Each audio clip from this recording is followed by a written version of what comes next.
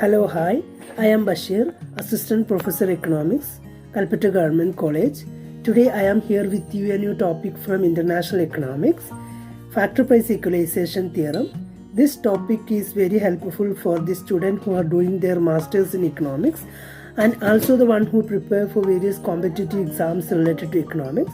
So welcome to the video.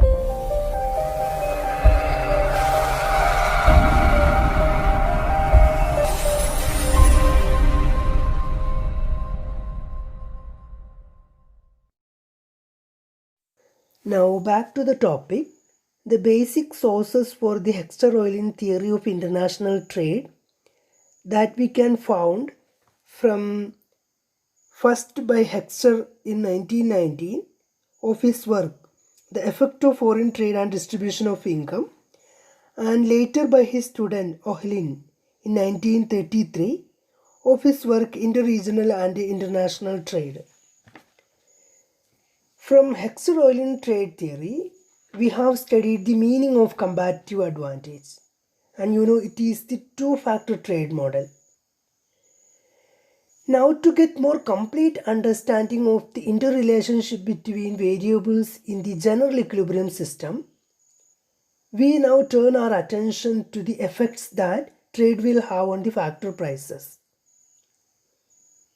In HO model, we have assumed like there is no transportation cost or there is no impediment or restrictions to the free flow of goods between trading countries.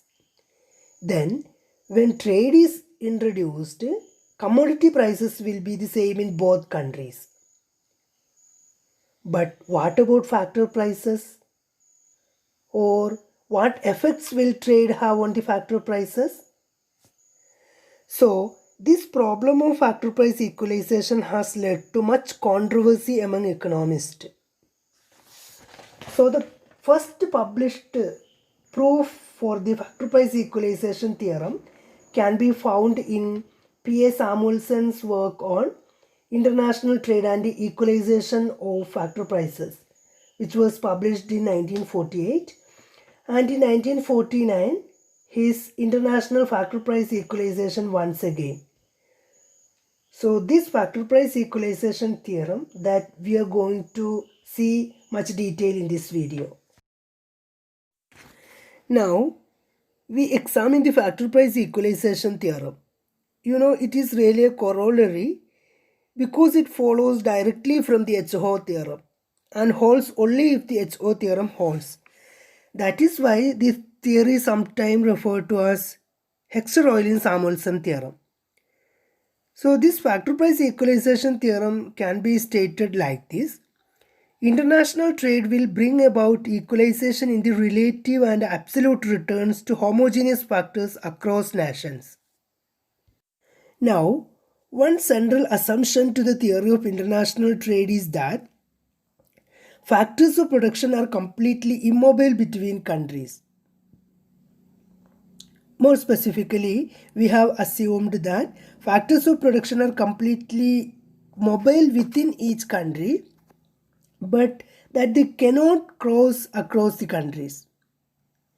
For example, there is no cost involved for labor or capital in moving from within the country or from one locality to another locality that comes within the country.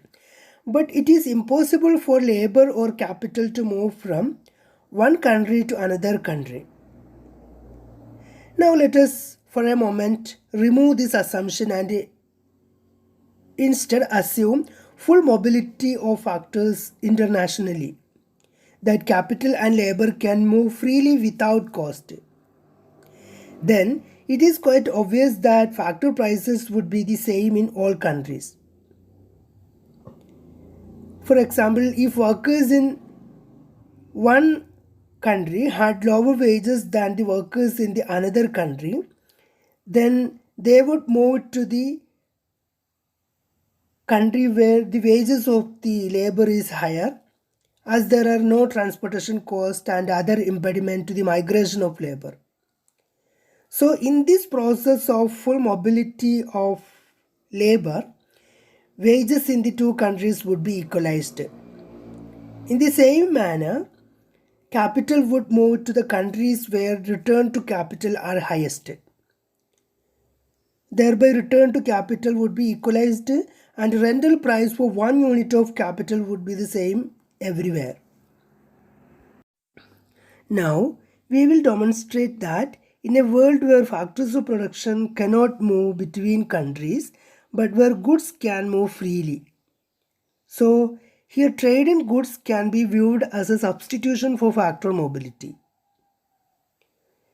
In a model built on the type of assumption that we have already set out in HO theory that we have seen earlier, we will find that free trade leads to complete equalization of factor rewards or to a partial equalization combined with the complete specialization in production.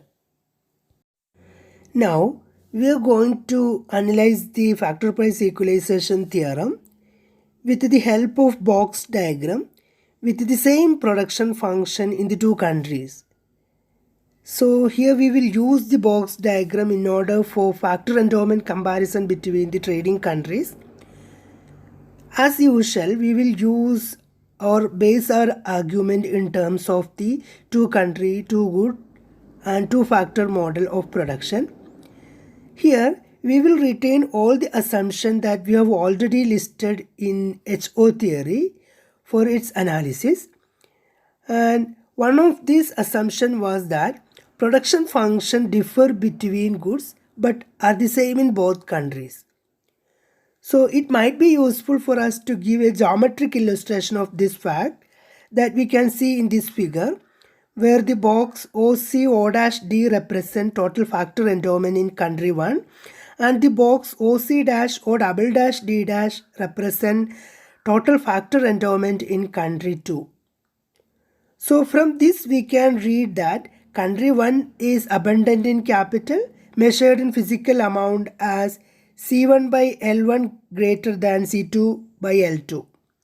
And in country 2 it is abundant in labor using the same measure.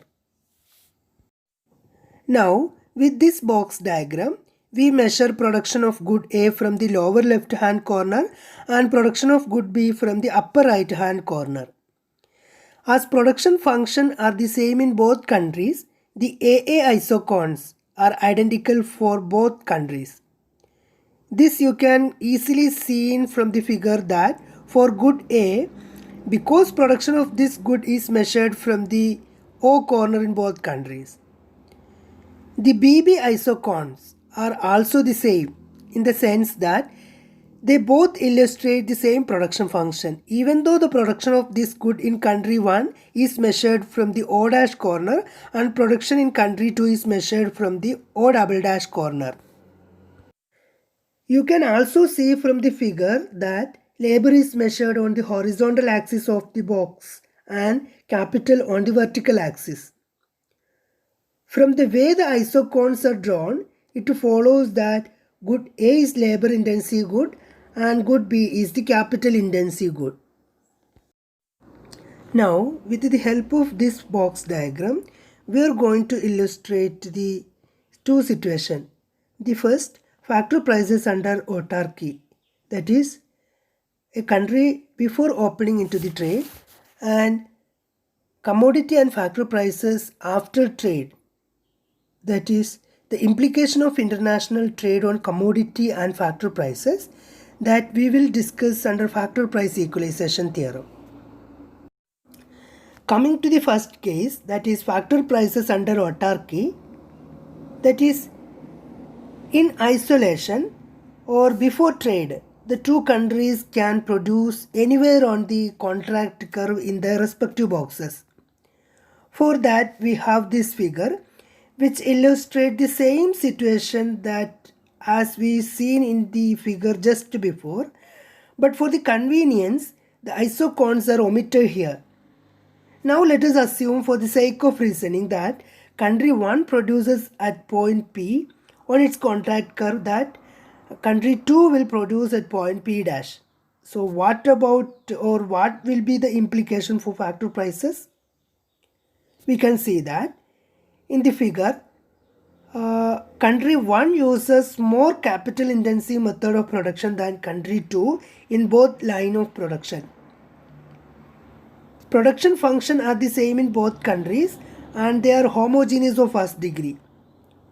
And we know that the marginal productivities are determined exclusively by the factor intensities used in production.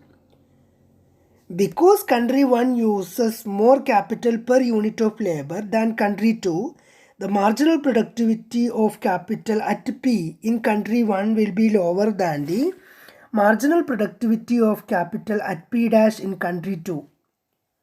So factor prices are determined by marginal productivities.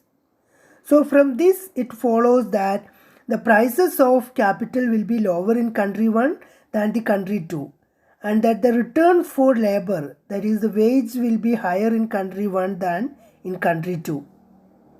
This holds when each country produces and consumes in isolation. Now let us introduce the possibility of trade and what will happen.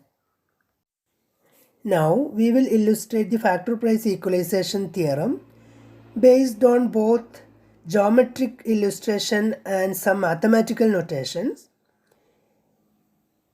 If the equilibrium situation before trade is the one that we have depicted in the figure, it follows that P1C by P1L less than P2C by P2L.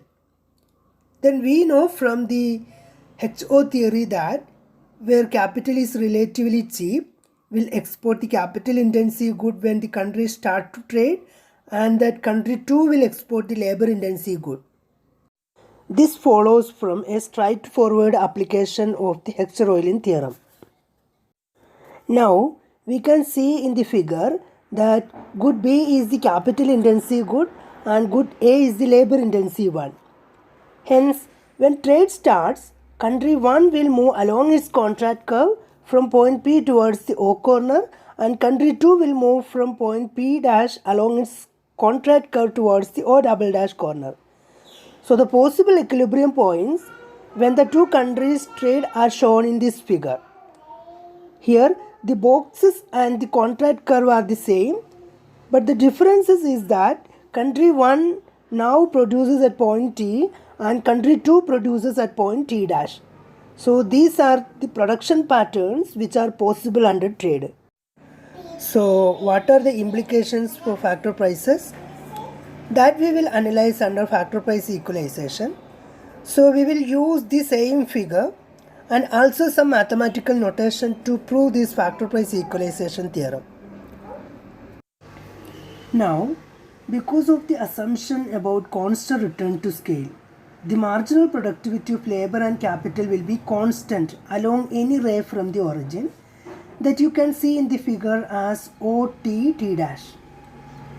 So let us denote the marginal productivity of labor and capital in country 1, in industry A and in industry B with respectively as MPL1A, MPC1A, MPL1B and MPC1B.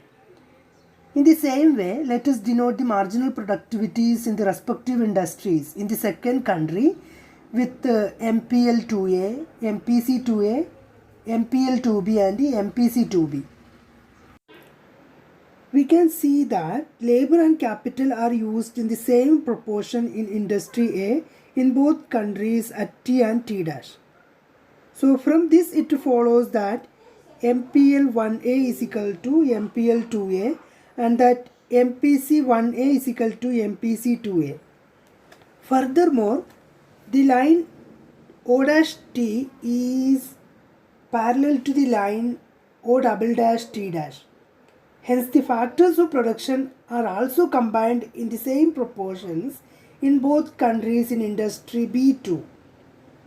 So from this it follows that MPL1B is equal to MPL2B and that MPC1B is equal to MPC2B. Now, one of our assumptions is that factor markets are perfectly competitive and that factors of production are fully mobile within each country. So this means that the payment for labor, the wage, must be the same in both industries and that the payment for one unit of capital also must be the same in both industries. but the factor reward equals the marginal productivity of factor multiplied by the price of the good produced. So from this it follows that MPL1A into P1A is equal to MPL1B into P1B, and that MPC1A into P1A is equal to MPC1B into P1B. This gives us P1A by P1B is equal to MPL1B by MPL1A, and P1A by P1B is equal to MPC1B by MPC1A. In the same way, we get for the second country that MPL2A into P2A is equal to MPL2B into P2B, and MPC2A into P2A is equal to MPC2B into P2B. Hence, P2A by P2B is equal to MPL2B by MPL2A, and P2A by P2B is equal to MPC2B by MPC2A. Here, but P1A by P1B and P2A by P2B are nothing but relative commodity prices in the two countries. So under trade, disregarding all kinds of restrictions to the trade, they must be the same, and hence P1A by P1B is equal to P2A by P2B. We already know that at point T and T dash, MPL1A is equal to MPL2A, MPC1A is equal to MPC2A, MPL1B is equal to MPL2B, and MPC1B is equal to MPC2B. So this gives MPL1A into P1A is equal to MPL2A into P2A, which is equal to MPL1B into P1B, which is equal to MPL2B into P2B. In other words, factor prices will be completely equalized in the two countries. So this demonstration shows that as long as we can find trading points such as T and T dash in this figure, the implication is that factor prices will be the same in both countries. So given our present assumptions, this means that as long as both countries are incompletely specialized, that is, as long as both countries produces both goods, so trade will lead to complete factor price equalization. Let us now examine the common sense explanation of factor price equalization. We start with our second figure, that is in autarky situation, that is in isolation. Capital is cheap in country 1 and labor is cheap in country 2. Therefore, country 1 has a comparative advantage in the capital intensive good, that is good B, and country 2 has a comparative advantage in the labor intensive good, that is good A. Now consider our third figure. In this figure, when the two countries start to trade, it is obvious that country 1 will export good B and country 2 will export good A. So to increase its production of good B, country 1 has to move its factors of production from industry A to industry B. But industry B is the capital intensive industry. So to produce more of good B, the producers in country 1 need especially more capital. Therefore, the price of capital is bid up and the relative price of what was the cheap factor before trade rises. In an exactly same manner, the producers in country 2 start to produce more of good A in order to export it. This is the labor intensive good. As more of it is produced, more labor is needed and the relative price of labor goes up. Hence, trade leads to an increase in both countries in the price of abundant factor, the relatively cheap factor, until factor prices are the same in both countries. Now, to sum up, what we have done in this discussion is that we have proved the factor price equalization theorem given by Soderstad. In fact, there exist various other proofs with reference to factor price equalization theorem given by eminent economists like C.P. Kindleberger, Lerner and Hicks, etc. So to prove all of them that goes beyond the scope of this video, the proof that we have shown here is simple. It's based on some graphs and some mathematical notation. I hope that you have understood the factor-wise equalization theorem by P.A. Samuelson. Okay, thank you for watching.